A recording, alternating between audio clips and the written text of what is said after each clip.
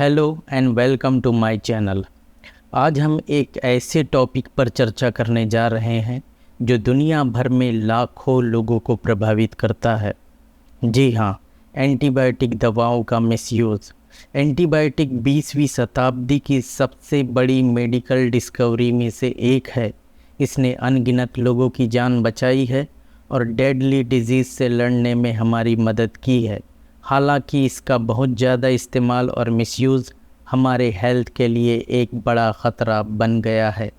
इस वीडियो को लास्ट तक देखने के बाद आप जानेंगे कि एंटीबायोटिक का मिसयूज़ या खुद से इस्तेमाल हमें कितना नुकसान पहुंचा सकता है। एंटीबायोटिक वह दवाएं हैं जो बैक्टीरिया को मारने या उसकी ग्रोथ को रोक देता है। इनका उपयोग बैक्टीरिया के इन्फेक्शन से होने वाली कई बीमारियों के इलाज में किया जाता है, जैसे कि निमोनिया, टीबी, लेप्रेसी, डिप्थीरिया जैसी कई बीमारियां।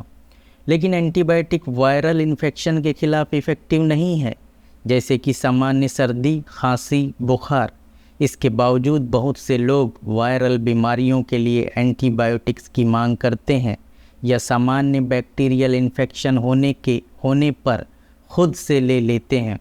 एंटीबायोटिक का मिसयूज़ तब होता है जब यह गलत तरीके से प्रिस्क्राइब की जाती है या गलत तरीके से इस्तेमाल की जाती है, जो एंटीबायोटिक रेजिस्टेंस को बढ़ावा देती है। एंटीबायोटिक रेजिस्टेंस दुनिया भर में एक बढ़ती हुई समस्या है और यह तब होता है जब बैक्टीरिया डेवलप होकर एंटीबायोटिक दवाओं के खिलाफ रेजिस्टेंस पैदा कर लेता है। इसका मतलब यह हुआ कि एंटीबायोटिक जो पहले बैक्टीरिया के इन्फेक्शन के इलाज में इफ़ेक्टिव थे, अब इफ़ेक्टिव नहीं है। एंटीबायोटिक दवाओं के मिसयूज़ से एंटीबायोटिक रेजिस्टेंस बैक्टीरिया सामने आए हैं, जिससे इन्फेक्शन का इलाज करना कठिन हो गया है। एंटीबायोटिक रेजिस्टेंस इन्फेक्शन का इलाज करना अधिक कठिन और महंगा है, जिसके कारण अस्पताल में अधिक समय तक रहना पड़ता है और मोर्टेलिटी रेट भी अधिक होता है। एंटीबायोटिक के मिसयूज़ से हमारे हेल्थ पर कई नेगेटिव इफ़ेक्ट पड़ सकते हैं। सबसे पहले यह एंटीबायोटिक रेजिस्टेंस की वजह बन सकता है, जिससे बैक्टीरिया के इन्फेक्शन का इलाज करना बहुत डिफ़िकल्ट हो जाता है। इसकी वजह से मजबूत एंटीबायोटिक दवाओं या लंबे समय तक ट्रीटमेंट की ज़रूरत पड़ सकती है, जिससे साइड इफ़ेक्ट और डिफ़िकल्ट सिचुएशन पैदा होने का ख़तरा बढ़ जाता है। दूसरा, एंटीबायोटिक गट माइक्रोबायोम को नुकसान पहुंचा सकते हैं, जो हमारी आंतों में रहने वाले माइक्रो ऑर्गेनिज्म का ग्रुप होता है। गट माइक्रोबायोम हमारे कंप्लीट हेल्थ में महत्वपूर्ण भूमिका निभाते हैं, जिसमें डाइजेशन, इम्यून फंक्शन और यहाँ तक कि हमारी मेंटल हेल्थ भी शामिल है। गट माइक्रोबायोम को नुकसान पहुंचने पर डायरिया जैसी डाइजेस्टिव प्रॉब्लम और एलर्जी जैसी दूसरी हेल्थ प्रॉब्लम हो सकती हैं। इसके अलावा जब एंटीबायोटिक दवाओं का बहुत ज़्यादा इस्तेमाल वायरल इन्फेक्शन जैसी बीमारियों में बिना साइंटिफिक जस्टिफिकेशन के किया जाता है, तब कई बार ऐसा भी हो सकता है कि रियल में जब इनकी ज़रूरत हो तब यह दवाई इफ़ेक्टिव ही न रह जाए। मतलब जब इनकी रियल में ज़रूरत हो तब यह दवाई आपके किसी काम ना आए, इस तरह की भी सिचुएशन हो सकती है।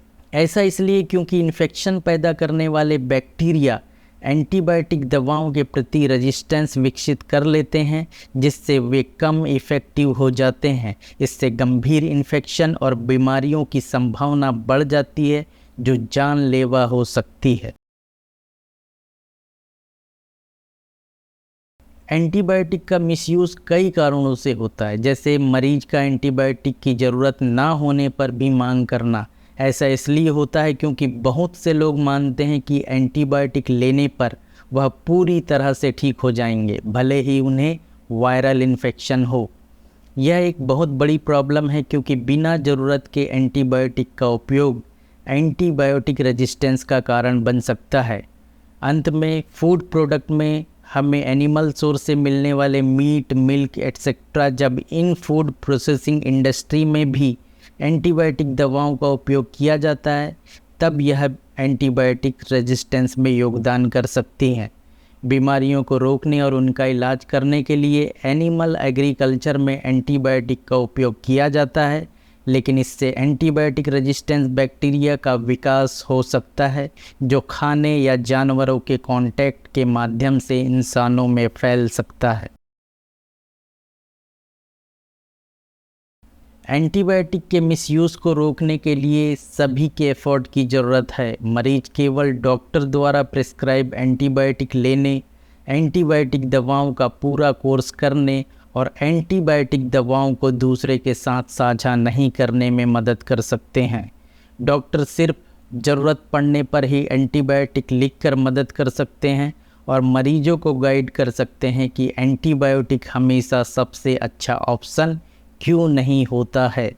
इसमें बैक्टीरिया और वायरल इन्फेक्शन और एंटीबायोटिक दवाओं के होने वाले जोखिमों और फ़ायदों के बीच के अंतर को समझाना भी शामिल है। इसके अलावा एनिमल एग्रीकल्चर में एंटीबायोटिक दवाओं के उपयोग को कम करने से भी एंटीबायोटिक रेजिस्टेंस को रोकने में मदद मिल सकती है।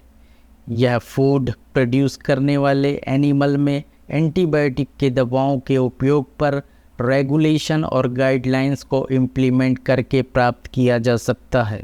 फाइनली, रिसर्चर और फार्मास्यूटिकल कंपनियां एंटीबायोटिक दवाओं पर डिपेंडेंसी को कम करने के लिए नई एंटीबायोटिक्स और वैकल्पिक उपचार विकसित करने की दिशा में काम कर सकते हैं। इसमें नए यौगिकों की पहचान करने के लिए अनुसंधान में निवेश करना शामिल है जो बैक्टीरिया को मार सकते हैं या इन्फेक्शन को रोकने के लिए टीके विकसित कर सकते हैं। एंटीबायोटिक दवाओं का मिसयूज़ हमारे स्वास्थ्य के लिए एक बड़ा खतरा है और इसके बारे में बात करना बहुत आवश्यक है। एंटीबायोटिक रेजिस्टेंस एक वैश्विक सार्वजनिक स्वास्थ्य संकट है और हम सभी को इसे रोकने में भूमिका निभानी है। जिम्मेदारी से एंटीबायोटिक दवाओं का उपयोग करके और शिक्षा और जागरूकता को बढ़ावा देकर हम एंटीबायोटिक दवाओं की प्रभावशीलता को बनाए रख सकते हैं और यह सुनिश्चित कर सकते हैं कि वे बैक्टीरिया के इन्फेक्शन के खिलाफ लड़ाई में एक महत्वपूर्ण उपकरण बन रहे हैं। देखने के लिए थैंक यू और अधिक जानकारीपूर्ण वीडियो के लिए हमारे चैनल को सब्सक्राइब करना ना भूलें। तो दोस्तों, कैसा लगा आपको ये वीडियो? क्या आपको वाकई यह वीडियो पसंद आया है? तो हमें कमेंट करके बताइए। अगर आपको लगता है कि ये वीडियो किसी दोस्त या स्टूडेंट के काम आ सकता है तो प्लीज़ इसका लिंक व्हाट्सएप, फेसबुक और टेलीग्राम ऐप पर शेयर कर दीजिए। Thank you very much.